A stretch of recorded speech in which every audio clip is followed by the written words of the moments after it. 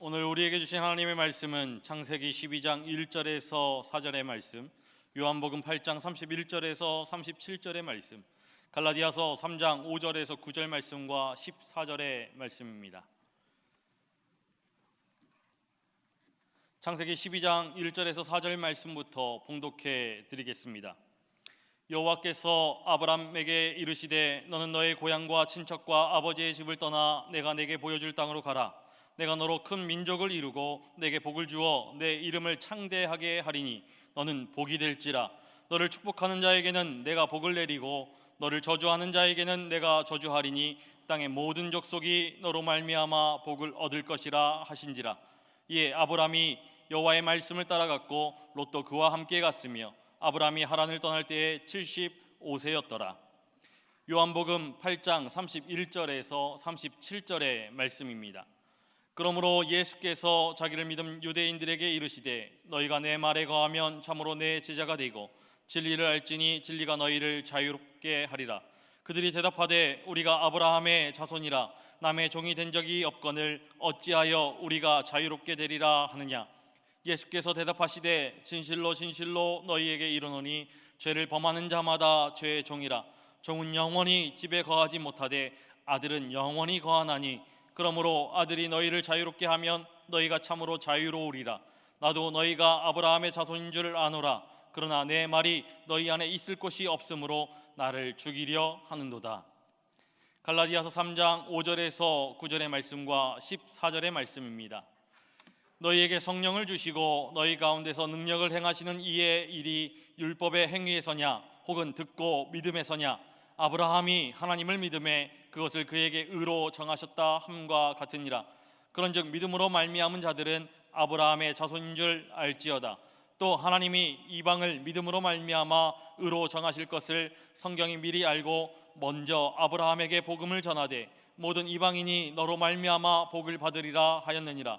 그러므로 믿음으로 말미암은 자는 믿음이 있는 아브라함과 함께 복을 받느니라. 이는 그리스도 예수 안에서 아브라함의 복이 이방인에게 미치게 하고 또 우리로 하여금 믿음으로 말미암아 성령의 약속을 받게 하려 함이라. 아멘. 이 시간에는 양무리교회 원로 목사님이시자 한국기독교장로회 증경총회장이신 최부옥 목사님 나오셔서 아브라함 신앙의 계승자들이라는 제목으로 하나님의 말씀 선포하시겠습니다. 할렐루야. 반갑습니다. 감사합니다. 오늘 시온성가대 나로부터 시작하리. 우리 세부문 오늘 주신 말씀 아주 내용과 너무 절묘하게 합치되는 이런 찬양을 해주셔서 감사합니다. 꼭 설교자의 마음을 읽은 것 같이 그렇게 해주셨습니다. 고맙습니다. 한국교회는 1885년 4월 5일에 언더우드와 아펜셀러 선교사가 이 땅에 복음을 들고 와 선교한 지 이미 134년을 보내고 있습니다. 어떻게 보면 한국 개신교회의 연륜이라고 말할 수 있겠습니다. 그 사이 우리 교회들은 외정치하의 참혹한 억압과 역사 왜곡의 공격을 당해왔고 또 민족 상잔의 치욕스러운 분열 전쟁을 치렀으며 조국의 근대화와 민주주의 건설이라고 하는 큰 민족사적 격변의 과제들을 끌어안고 씨름하면서 성장해 왔습니다. 이런 때 1893년 언더우드 선교사에 의해서 이기석 씨의 가정에서 시작된 지 올해 오연 126년 126살 된 이 능곡교회에서 이렇게 여러분과 제가 함께 예배하며 함께 교회와 복음의 책임을 생각할 수 있게 된 것 매우 뜻깊은 일이라 생각이 됩니다. 오늘 저에게 주어진 시간 매우 짧습니다. 그러기에 저는 여러분들이 섬기는 교회의 영적인 위치 그리고 그 자리 이것을 함께 생각하고 거기에 응답하는 교회가 될 수 있도록 도움이 되는 말씀을 집중적으로 전하려고 합니다. 이를 위해서 저는 먼저 오늘의 말씀의 중심에다 창세기 본문의 주인공인 아브라함을 올려 세우고 그의 후손으로 선택받은 우리들이 이 시대에 어떤 대응을 요구받고 있는지 증언하려고 합니다. 아브라함이 누굽니까? 그는 하나님께서 당신이 창조하신 이 세상을 구원하기 위해서 보다 구체적인 첫 작업으로 당신의 마음과 뜻을 세상에 전달할 인물을 찾으셨는데 그때 선택된 첫사람이었습니다. 하나님이 그를 눈여겨보시다가 함께 데리고 일하실 모델 인간으로 그를 선택하신 것입니다. 그에 대한 삼위일체 하나님의 신뢰는 신구약 66권 전체에 가득합니다. 복음서는 그가 예수 그리스도의 첫 조상임을 마태복음 1장 1절에서 선언하고 있습니다. 오늘 세 본문에도 그가 핵심적인 인물로 등장합니다. 수천 년이 지난 지금도 그의 존재감 대단합니다. 세계를 움직이고 있는 지금의 기독교 계열의 성서 계열의 4대 종교라고 말할 수 있는 가톨릭, 개신교, 유대교, 이슬람 이 모든 이 그룹들에서 이 아브라함을 우리의 조상이다 이렇게 고백하는데 전혀 이의가 없을 정도입니다. 그렇다면 그의 그런 놀라운 하나님으로부터의 신뢰는 어떻게 얻어진 것일까요? 한마디로 그의 믿음 때문이었습니다. 받아들이기 쉽지 않았던 내 고향 본토 친척 아비의 집을 떠나 내가 너에게 지시할 땅으로 가라 하는 여호와의 이 받아들이기 어려운 지시, 이것과 너를 복의 근원으로 세우고 땅의 모든 족속이 너와 너의 후손을 통해서 복을 받게 되리라 하는 이 여호와의 받아들이기에 너무 벅찬 그 복을 들으면서 아브라함이 그 축복의 말씀에 순복을 했습니다. 그런 믿음을 보였기 때문에 하나님과의 영원하고도 절대적인 관계가 성립이 됐던 것입니다. 이제 우리는 아브라함이 하나님께로부터 받은 복들의 내용을 조금 한 껍질 더 벗기고 들어가 봐야 하겠습니다. 왜냐하면 이 복들 속에는 하나님의 소원이 들어있고 그가 누구를 사랑하고 누구를 구원하고 누구와 영생하면서 함께 살고 싶은지 이것에 대한 하나님의 마음과 비전이 모두 들어있기 때문입니다. 하나님이 주신 이 두 개의 복, 여기에는 다음과 같은 확실한 내용들이 담겨 있습니다. 2절을 보면은 아브라함 자신이 여호와로 인해서 복의 뿌리가 되고 시작이 되고 근원이 되리라 하는 복입니다. 오늘 찬양대 그 노래해 주셨죠. 그리고 3절에 그 다음 절에 보면 그와 그의 후손이 받은 복을 이웃들에게 전해서 세상에 전해서 더불어 함께 복을 누리며 살게 하는 주인공이 되게 하겠다, 이런 약속입니다. 얼마나 영광스럽고 놀라운 복입니까? 그게 진짜 나에게 임했다면 내 인생과 운명이 바뀔 거 아니겠습니까? 그런데 여기에는 한 가지 매우 주목할 만한 특징이 하나 있었습니다.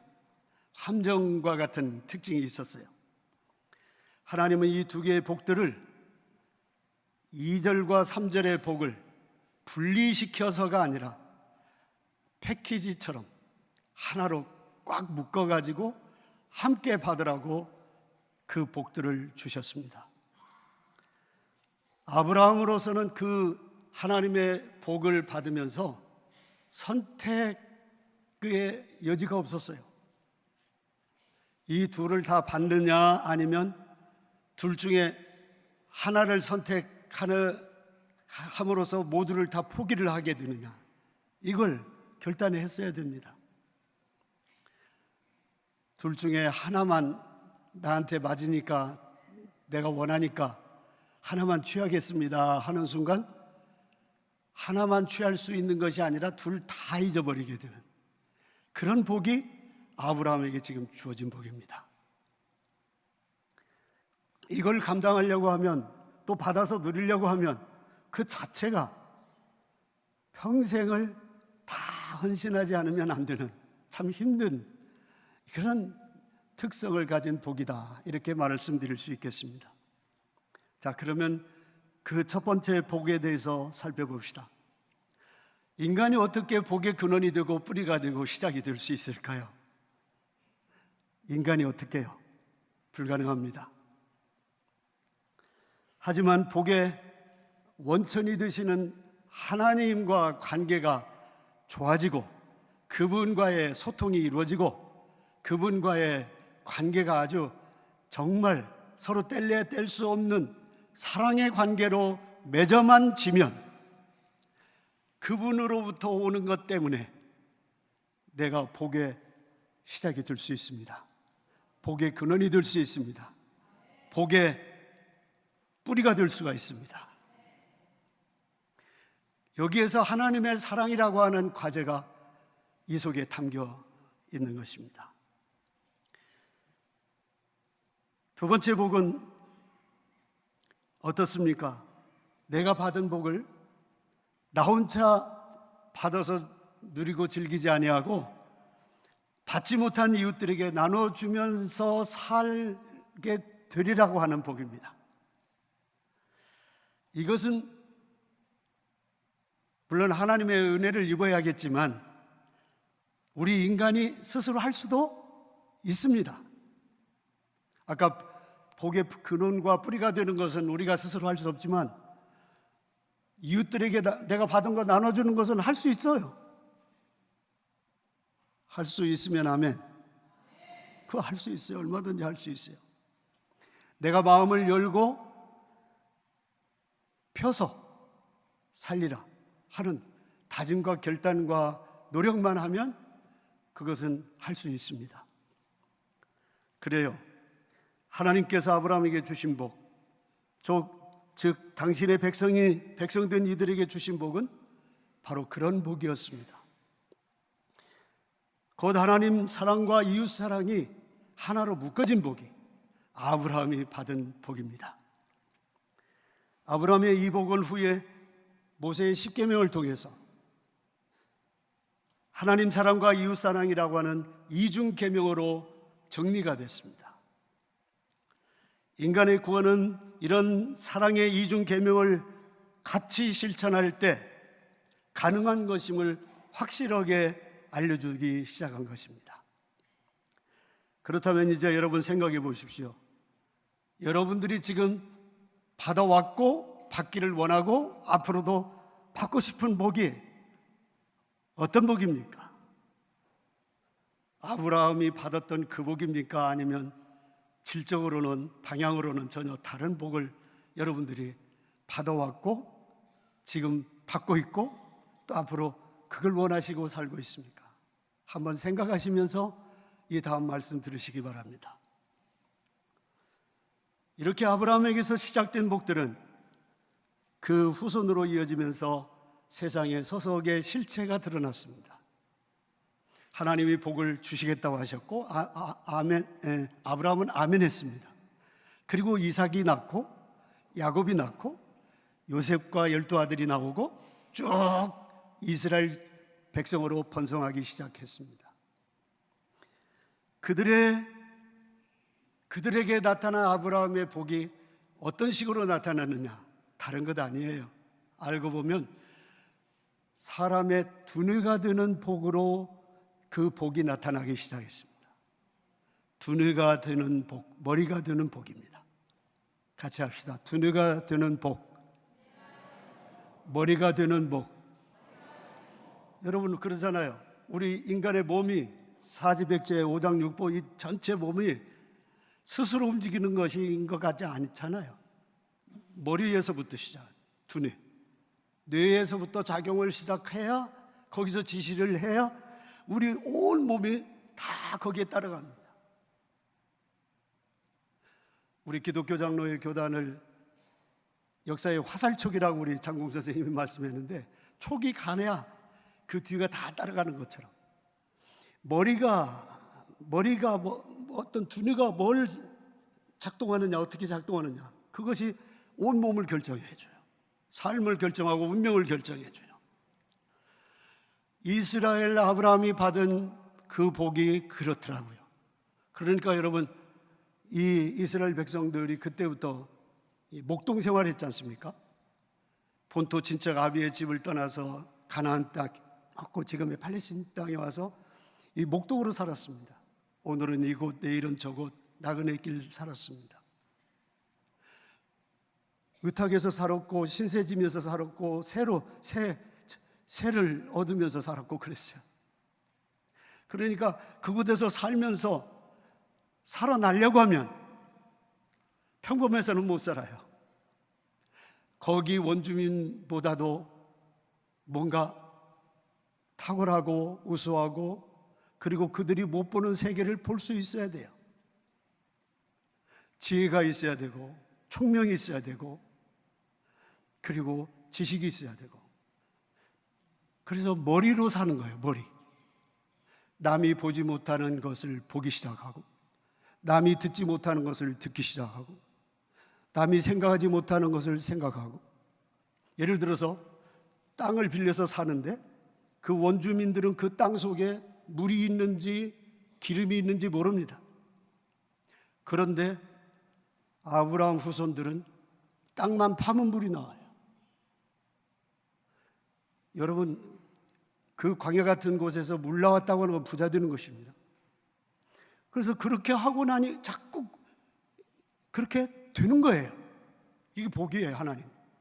그래서 그 땅의 사람들한테도 복을 주고 자기들도 살아남은 우수한 백성으로, 칭찬받는 백성으로 살아남았어요.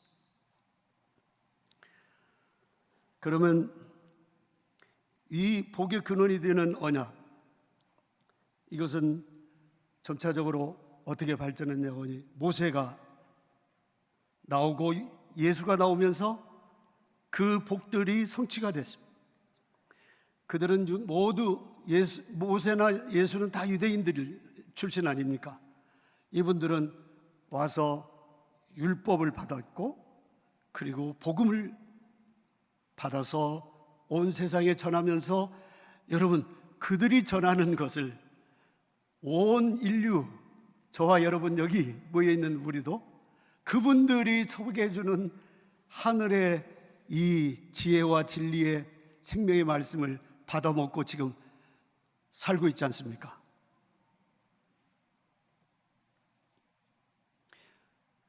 그들을 통해서 전해준 것이 하나님 사랑, 이웃 사랑, 이 묶어진 사랑, 이것을 우리가 받은 것이죠. 받고 보니까 우리도 그렇게 살 주인공이 돼서 살고 있습니다. 그래서 우리 때문에 복받은 사람들이 엄청나게 번성하고 있습니다. 아까도 장로님 기도 가운데 그러셨지만, 우리 참 고단한 나라였는데 기독교가 들어와서 선교사를 통해서 받은 복음이 들어와서 아브라함의 복이 들어온 줄로 믿으시기 바랍니다. 그 복이 들어와서 이 어두움의 땅을 밝히기 시작하고, 세상의 어느 나라보다도 빨리 복음화가 되면서 이 세상이 근대화가 되고 현대화가 되고, 그리고 뛰어난 민족이 되는 이런 축복을 받게 된 것도 아브라함의 복이 우리 가운데 지금 아주 강하게 들어왔기 때문입니다. 한 가지 궁금한 것은 분명히 이게 있습니다. 왜 하나님께서는 이 두 복을 하나로 패키지로 묶어주셨을까요? 둘 중에 벅차니까 하나만 선택하고 살아도 유효하게 좀 해주시면 얼마나 좋습니까? 그런데 하나님은 아닙니다. 처음부터 둘 중에 하나가 아니라 둘 모두 내 것으로 받아야 내가 주겠다 하신 것입니다. 왜 그랬을까요? 그것은 하나님이 인간을 아시기 때문에 그렇습니다. 여러분과 나의 속성은 이기적입니다. 욕심과 탐욕이 강합니다. 받는 건 좋아하는데 주는 것은 힘들어합니다. 그렇기 때문에 받으면 받을수록 예수를 모르고 이 아브라함의 복을 모르면 받으면 받을수록 죄를 더 짓고 욕망의 종이 더 들고 나 때문에 내가 가진 것 때문에 피해보는 사람들이 너무 많아져요.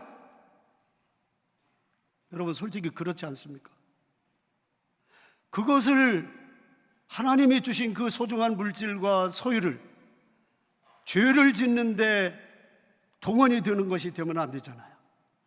그걸 복되게 함으로써 하나님께 영광 돌리고 자기에게도 복을 주고 그리고 못 받은 사람들도 같이 복을 받게 하는 그 일을 하나님이 하게 하셔야 될 거 아닙니까? 그래서 그 둘을 분리시킨 게 아니라 선택의 문제가 아니라 통합의 문제, 융합의 문제 하나로 묶어주신 것입니다. 이를 위해서 모델을 하나님께서 인간 모델을 택했어요. 이렇게 이웃을 알고 이웃을 사랑하고 그들에게 선을 베풀고 그들과 그들에게 받은 복을 나눠주면서 이렇게 사는 사람들이 내 백성이고 복을 받을 거 영생을 얻을 거다. 이것을 보여줄 수 있는 모델을 하나님께서 선택하셨어요. 그들이 바로 아브라함의 후손이고 이스라엘 백성들이었습니다. 그런데 이들을 그 모델로서 인생을 시작하고 훈련을 시킬 때 여러분 출애굽기가 그것을 얘기하지 않습니까? 얼마나 편했습니까? 고생했습니까? 출애굽기 보면 이스라엘 백성들 어땠어요? 편했어요? 고생했어요? 얼마나 고생했는지 모릅니다. 요셉을 필두로 해서 이스라엘 백성들의 출발, 하나님의 축복받은 백성들의 출발은 애굽의 노예살이부터 시작했습니다. 빼앗겼어요. 당했어요. 억울해요. 그럴 수 없을 정도로 짓밟혔어요. 생각만 하면 눈물이 나고 속상해서 아파요. 그런 일들을 하나님께서 그의 사랑하는 택한 백성들 이스라엘에게 그런 어떻게 보면 코너로 몰아내시면서 그곳에서 고생하시면서 당신의 백성들로 훈련을 시키시는 거예요. 이스라엘 백성들 그걸 몰랐죠. 자기들도 우리가 여호와의 백성인데 하나님 여호와의 백성이고 아브라함과 이삭과 야곱의 백성인데 어찌하여서 우리가 이렇게 고통을 당하는가? 그러나 하나님의 뜻은 있었어요. 분명했어요. 인간의 아픔을 알아야 되는 거예요. 인간의 고난을 알아야 되는 거예요. 이 세상에 보면 여러분 행복하고 건강하고 평안하게 사는 사람보다 그렇지 못한 사람들이 훨씬 더 많지 않습니까? 그들에게 복을 주려고 하면 그들의 아픔, 그들의 이웃을 알아야죠. 이웃이 어떤 존재인지, 뭐하고 사는지, 어떤 아픔과 고통 속에 신음하고 탄식하고 사는지 그걸 알아야 될 거 아니에요. 그런데 이것은 알으라고 해서 알려지는 게 아니라 체험해야 나오는 거예요. 내가 고생을 해봐야 되는 거예요. 내가 당해봐야 하는 거예요.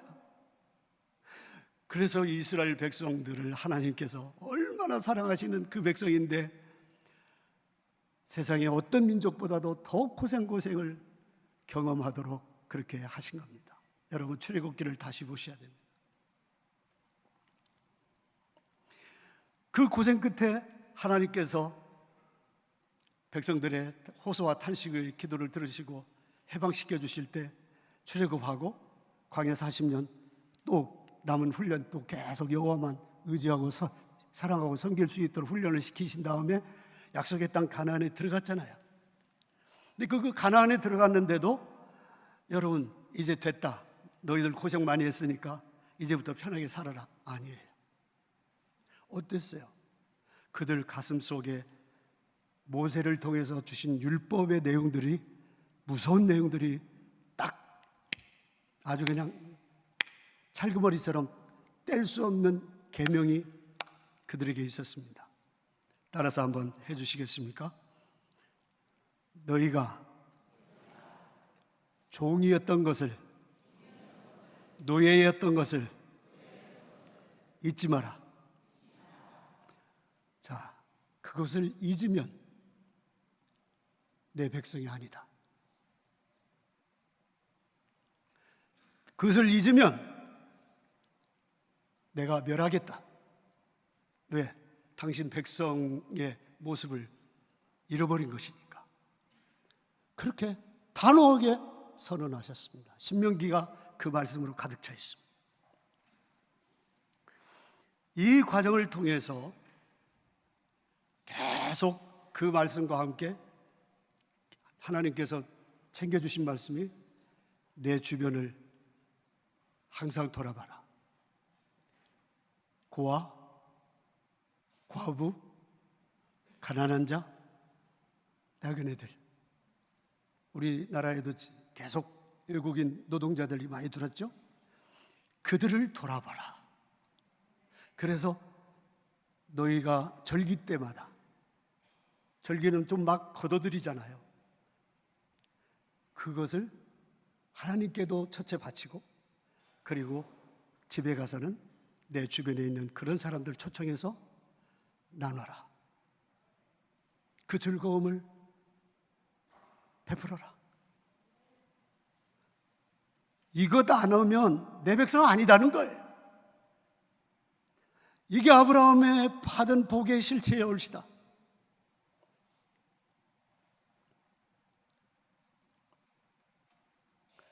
그래서 그것을 잘 진행될 수 있도록 잠언서도 주시고 전도서도 주시고 지혜문학도 계속 주의 종을 통해서 말씀을 주셨던 것입니다. 그런데 이스라엘 백성들이 하나님의 그 뜻을 잘 받들었습니까? 아닙니다. 아주 불행한 일이, 최악의 상황에 빠졌습니다. 왕정을 택하면서, 사사시대를 거부하고 왕정을 택하면서 정치체제 바꾸면서 사람을 서열로 다루기 시작했어요. 정치적으로 다루기 시작했어요. 경제적으로 다루기 시작했어요. 물질적으로, 소유로 다루기 시작했어요. 그러니까 자꾸 계급이 나오고 차별이 나오고, 그리고 이해타산이 나오고, 이런 것들이 자꾸 되면서 사람이 사랑의 대상이 아니라 이용의 대상이다. 사랑도 큰 맘 먹어야 하게 되는 이런 일이 자꾸 생기면서 결과적으로 어떤 일이 생기느냐, 하나님 사랑하는 것은 와서 예배드리고, 여러분과 저처럼 이렇게 모여서 예배드리고 하나님께 제물 드리고 하는 이 일은 그때도 여전히 잘했어요. 그런데 세상에 나가서, 직장에 가서 이웃들과 더불어 살면서 돈을 다루고 지위를 다루고 신분을 다루면서부터 이웃을 잃어버렸어요. 사랑을 베푸는 것이 사라졌어요. 그러니까 여러분, 이 예언서 보시면 정의의 예언자 아모스서라든지 이사야라든지 그 각종 미가서라든지 이런 걸 여러분 다 보시잖아요. 거기서 보면 하나님께서 그냥 당신의 백성들이 재물 가지고 제사하러 막 열심히 나오는 것을, 나 너희들 거 안 받아, 싫어, 아주 그냥 속상해서 못 받겠어, 막 거부하시잖아요.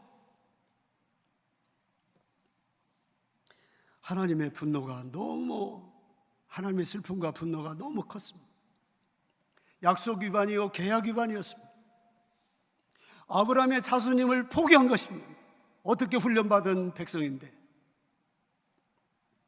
그래서 계속 사람 위에 군림하는, 착취하고 억압하고 슬프게 하고 빼앗고 몰인정하고 하나님의 신의 최고의 성품인 자비와 긍휼, 불쌍히 여기는 마음을 그들 마음속에서는 아주 다 빼앗겼습니다. 마귀한테 다 빼앗겼습니다.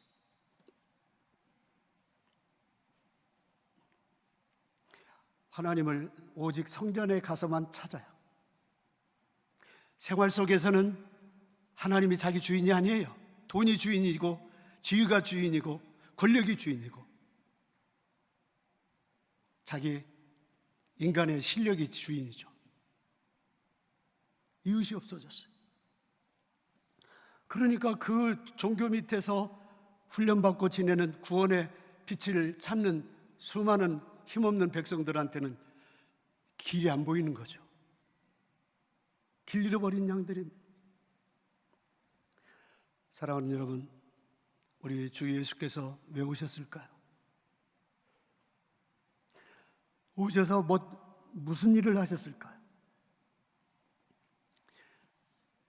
아무튼 유대인들이, 아브라함의 자손들이, 혈육으로 핏줄로 아브라함의 자손들이 앞장서서 하나님의 그 축복, 조상 아브라함에게 주신 그 축복을 완전히 잘라놨고 파괴했고 헷갈리게 만들고 그리고 구원의 이 길을 끊어놔 버린 것이. 그래서 주님이 오셔서 그것을 복원하기 시작하십니다. 다시 살려내지 않으면 구원의 종교가 절대로 불가능하다. 그때 여러분 가장 못되게 하나님과 이웃을 분리시켜 놨던 대표적인 종교가 유대교였잖아요. 당시의 유대교. 그때의 지도자들이 바리새인이었어요. 대단한 신앙인들이었어요. 열정을 가져. 그런데 그들하고 예수님이 오셔서 마치 원수를 만났듯이 서로 계속 다투고 하여튼 만나기만 하면 서로 예수와 그 바리새인들이 무섭게 다투고 씨름하고 그리고 그러다 보니까 아주 바리새인의 입장에서는 예수가 그렇게 미울 수가 없죠. 그렇게 싫죠. 왜냐하면 자기들의 판을 다 뒤집어 놓고 다 깨니까. 그러나 그것이 예수님에게는 그게 살리는 길이고 그게 아버지 하나님을 제대로 섬기는 길이고 그게 이 백성을 향한 하나님의 뜻이니까.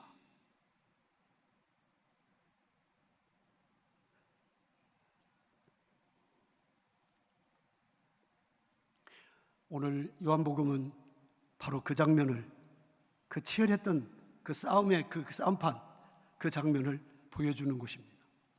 예수님이 보실 때 유대인들은 자기들이 아브라함의 후손이라는 프라이드가 뼛속 깊이 자주 다져져 있었어요. 그리고 말만 나오면 우리 조상 아브라함, 그리고 우리는 그의 후손. 그러니까 무조건 구원받는 거예요.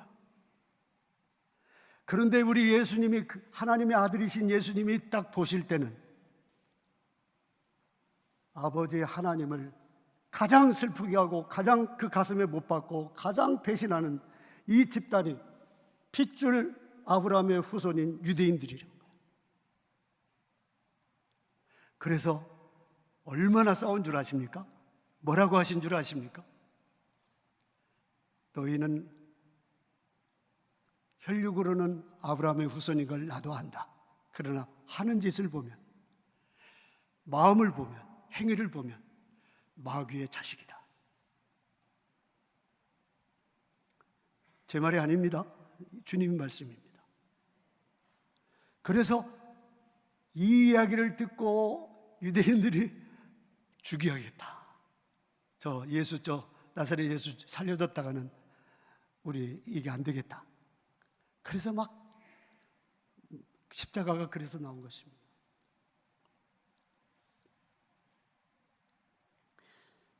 여러분, 주님은 말씀만 하고 부딪히는 것만 아닙니다. 기회만 되면 사람들한테 질문을 받고 또 실제 하여튼 그 어려운 중에서도 하나님 사랑하고 특히 이웃 사랑하는 사람들 보면 내가 참 진짜 아브라함의 후손이로구나. 지적하시면서 뽑아내시면서 모델을 세우시면서 축복하시고 격려하시고 기뻐하셨습니다. 사케오가 그런 사람 아닙니까? 선한 사마리아 사람들 이야기도 여러분 아시죠? 강도 만난 이웃들을 이 종교 지도자들인 레위, 제사장 그룹 사람들은 외면하고 그냥 갔습니다. 왜? 죄졌으니까 지금 당하고 있다. 인과응보 사상에 아주 철저하게 떨어 있으니까. 그런데 사마리아 사람들은 인과응보 사상이 아니라 불쌍한 거예요. 저 사람 지금 내가 도와주지 않으면 죽는 거예요. 그래서 내려가지고 죽어가는 사람 나귀에다 태우고 가고 주막에 가서 살려달라고 돌봐달라고 하고 만일 비용이 더 들면 내가 사업하고 돌아올 때 그 나머지 다 갚을 테니 살려주십시오. 아무 조건 없이 이웃사랑을 베풀었어요. 주님이 그러지 않습니까? 그거 비유로 말씀하시면서 누가 너의 이웃이냐? 강도 맞는 자의 이웃이 누구냐? 이걸 물으셨어요. 결국에는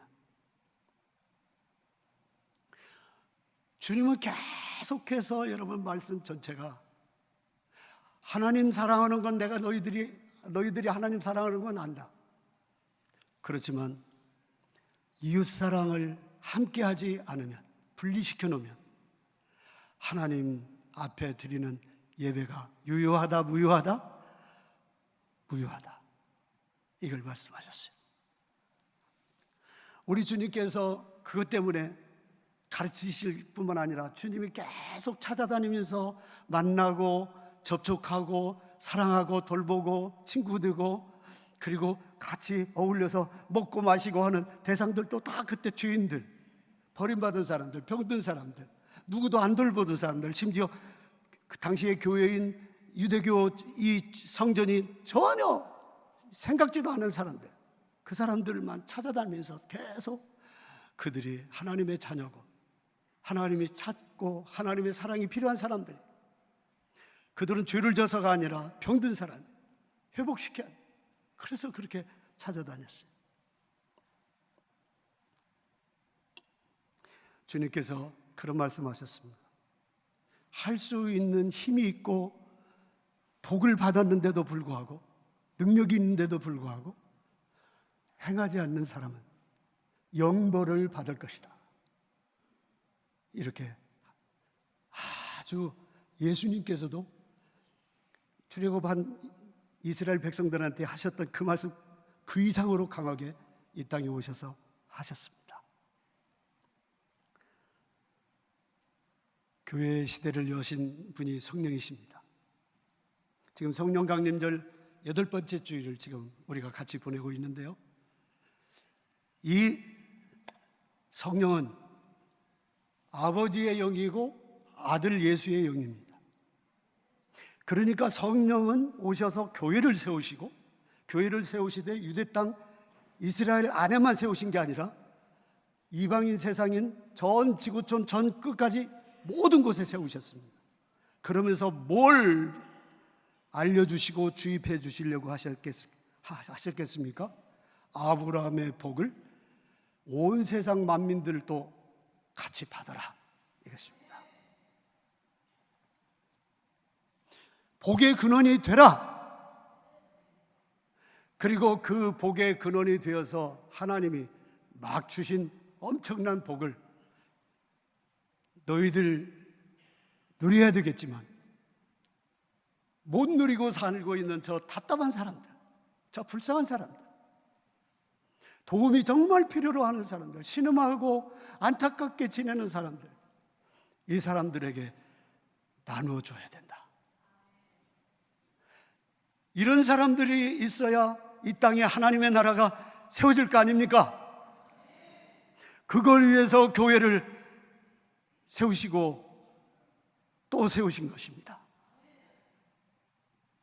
우리 능곡교회까지 세우신 겁니다.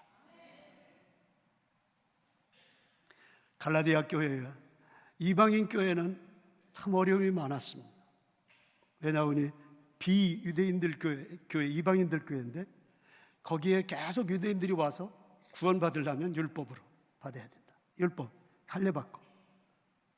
그런데 이미 복음으로 구원받고 믿음으로 구원받는 시대를 바울을 통해서 알려지기 시작했는데 자꾸 다시 좁혀놓는 거예요. 율법으로 다시 돌아가자고 하는 것이 왜 문제가 되느냐고 하니 구원을 세계화시키려고 하는 성령의 뜻을 거역하는 거예요. 자기들만 구원받으면 되고 복받으면 된다는 것으로 또 좁혀놓는 거예요. 성령은 교회를 세워서 모든 하나님의 복을, 아브라함에게 주신 복을 세계화시키고 모든 전 백성들이, 인류가 그렇게 살기를 원하시는데, 그래서 목숨 걸고 싸우고 토론하고 신학을 정리해서 전했던 것이 갈라디아서입니다.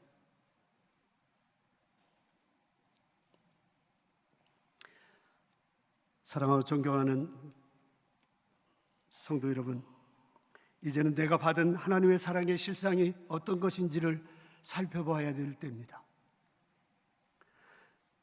여러분의 시작인 선교사 언더우드를 다시 생각하시기를 바랍니다. 그는 아브라함의 복을 어떻게 받았느냐? 따라서 합시다. 말씀대로 받았다. 말씀대로 받았다는 말은 둘을 분리해서 받은 게 아니라 하나로 받았다. 제대로 받았다. 개인의 복도 받았고 받지 못한 거 못 받은 사람들에게 나눠줘야 된다 하는 그 복까지 끌어안은 사람이 언더우드, 아펜셀라, 그 선교사님들이었습니다. 그분의 영과 그분의 신앙의 고백이 흘러 들어서 여러분이 몸담고 있는 이곳까지 흘러 들어온 것입니다. 요즘 한국교회 이 아브라함의 복을 옛 이스라엘 백성들처럼 사탄한테 빼앗겼지 않을까 싶습니다. 누구보다도 큰 복을 받았으면서 이제는 나눔 대신에 지키는 일을 막 급급하고 있어요. 우리 교회가 이만큼 컸으니까 어떻게든지 막 뭔가 지키려고 하는 거. 방어주의. 그래서 더 보수화되어 가고 있는 거예요. 주변에 고통하는 이웃들을 얕잡아 보기 시작하고 자신과 조금만 달라도 이단 산단하면서 막 물리칩니다. 그 바람에 한국교회는 세상으로부터 걱정거리가 되어버린 이런 어처구니 없는 그런 처지를 피하지 못하게 되고 있습니다. 여러분, 칭찬은 교회가 크냐, 오래됐느냐, 전통이 좋냐, 그리고 재산이 많냐, 이것으로 칭찬받는 게 교회가 아닙니다. 교회는 무엇으로 칭찬받아야 됩니까? 아브라함에 베풀어 주신 복을 제대로 받고 그 복을 제대로 향유하면서 공유하면서 누리고 살고 있느냐? 소위 저희 집에 가훈이 그렇다고 해서 우리 손자 손녀들한테 가르치고 있습니다. 경천애인이 여러분 잘 듣고 계시지 않습니까? 아주 편한 얘기입니다. 하나님은 공경하고 사람은 사랑이라. 이것을 잘하느냐 못하느냐, 이것이 그 교회가 칭찬받을 교회냐 아니냐 결정되는 것이라는 거예요. 올해 126세가 된 우리 능곡교회는 연세대학교와 세브란스 병원을 세운 선교사 언더우드가 전한 복음 위에 서 있는 교회로서 하나님의 남다른 사랑을 오랫동안 받아왔습니다. 그동안 교회를 위해서 많은 수고를 하신 여러분의 선대 어르신들, 그리고 그분들의 후대로 이 교회를 지키면서 지금까지 또 앞으로도 지켜갈 여러분들, 정말 훌륭하고 아름답고 하나님이 깊이 기억하실 분이라 믿습니다. 하지만 부탁드립니다. 더욱 겸손하시기 바랍니다. 남이 받지 못한 복을 여러분이 받았기 때문에 여러분들은 더 겸손해야 됩니다. 짧은 역사가 아니잖아요. 우리 한국 개신교 역사를 거의 대변하고 있잖아요. 이런 축복의 자리에 서 있는 능곡교회, 보통 교회입니까? 옆 사람에게 한번 손을 마주잡고 격려합시다. 대단한 교회에 있습니다. 자, 대단한 교회 여러분들이 지금 있어요. 저는 개척교회에서 한 30년 목회하다가 퇴임했습니다만은 여러분 교회 보면 고개가 수그러지려고 그래요. 대단한 교회. 그러나 겸손해야 돼요. 살아남기 위해서 겸손해야 돼요. 남이 받지 못한 복을 받은 아브라함 후손으로서는 남다른 소명이 있고 책임이 부여된 것입니다. 그리고 그런 말 있지 않습니까? 덩치에 걸맞는 행위를 해라. 덩치에 걸맞는. 그런 점에서 저는 이 강단에 내려가기 전에 몇 가지 부탁의 말씀을 드리고자 합니다. 설립자인 선교 정신을 쫓아서 우리 능곡교회가 복음과 인재 양성, 그리고 주변의 가난한 이웃들의 상처와 고단함을 치유하는 일에 적극적으로 헌신해 주시기를 바랍니다. 그리고 여러분 교회는 위치가 우리 남한과 북한 사이에 휴전선 경계선에 여러분 교회가 있습니다. 그걸 실감하십니까? 분단의 문제를 해결해야 될 이 최첨단 지역인 경계선상에 우리 능곡교회가 126년도에서 우리 한국의 운명을, 어떻게 보면은 운명의 문제를 이끌어 안고 있는 거예요. 이 책임 어떻게 하시겠습니까? 이 평화의 문제, 화해의 문제, 통일의 문제 어떻게 하시겠습니까? 이 문제를 이 지역에서 제일 크고 역사가 깊은 우리 능곡교회가 끌어안지 않으면 누가 하겠습니까? 평화의 전진기지를 만들어 주시기 바랍니다. 여러분 교회는 또 소속 교단이 있습니다. 한국 기독교 장로회 안에 그런 교단이 있는데 우리 교단을 위해서도 여러분 사랑과 헌신을 더욱 당부드립니다. 교회에게 교단은 마치 부모와 같습니다. 우리 교단은 우리 조국이 암울할 때 그래도 한국교회가 죽지 않고 살았다는 평가를 듣게 했던 깨어있는 교단이었습니다. 특히 우리 능곡교회는 교단 소속원 중에서도 여러모로 어른의 위치에 있습니다. 여러분은 어른의 위치에 있어요. 여러분이 받은 아브라함의 복인 인물과 재정의 힘으로 노예와 총회의 발전을 위해서 많은 노력을 좀 해주셔야 하지 않겠습니까? 누구한테 떠넘기지 마십시오. 그 일은 아브라함의 책임은 맡으면 맡을수록 복이 됩니다. 같이 합시다. 맡으면 맡을수록 복이 된다. 그러나 감추면 감출수록 짜부러진다. 짜부러진다는 사투리. 실제로 그래요. 이게 하나님의 복의 원칙입니다. 여러분 힘 좀 써주시기 바랍니다. 그래야 여러분 지금보다도 훨씬 더 단단해질 것입니다. 총회 발전을 앞장서 이끌어 주십시오. 우리나라가 지금 뜻하지 않게 일본 경제 침략으로 많은 어려움이 예상됩니다. 여기서 긴 얘기하려고 이 말씀 전하는 게 아닙니다. 중요한 것은 바깥의 침략이 변수도 되겠지만 중요한 것은 우리가 어떻게 받아들이느냐에 따라서 이 일이 우리한테 큰 복이 될 줄로 믿으시기 바랍니다. 우리의 체질, 우리의 아브라함에 받은 이 두 가지 복이 우리 안에서 어긋나고 빗나가고 제대로 융합과 조화가 못됐던 이 우리의 모습을 내면적으로 회개할 기회를 우리는 지금 가져야 돼요. 대기업과 중소기업이 서로 화해하고, 가난한 자와 부한 사람이 서로 가까워지고, 남과 북이 가까워지고, 남과 북이 가까워지기만 하면 일본은 아주 적은 나라가 되어버립니다. 일본이 지금 두려워하는 게 바로 그것입니다. 지금 우리가 어떻게 받아들이냐에 따라서, 우리가 어떻게 성숙한 모습을 보이느냐에 따라서, 우리 안에 주신 한 여호와 아브라함의 복이 어떻게 제대로 능력 있게 발휘되느냐에 따라서 우리는 완전히 다른 세상을, 다른 나라를, 다른 세대를 맞이할 수 있습니다. 여러분의 기도와 지혜를 부탁드립니다.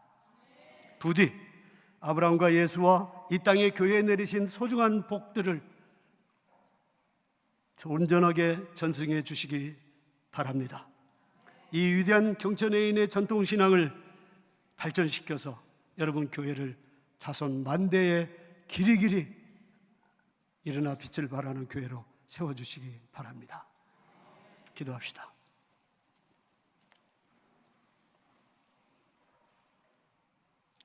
사랑하는 아버지, 부족한 저를 주님의 사랑하는 이 능곡교회에 보내셔서 과거를 축복하고 격려하며 위로하게 하시고, 미래에 어떤 복받은 하나님의 공동체로 다시 재출발할 것인지 주님 방향 제시를 할 수 있도록 붙들어 세워주시니 감사합니다. 오늘 들은 이 말씀이 이들에게 양식이 되게 하시고,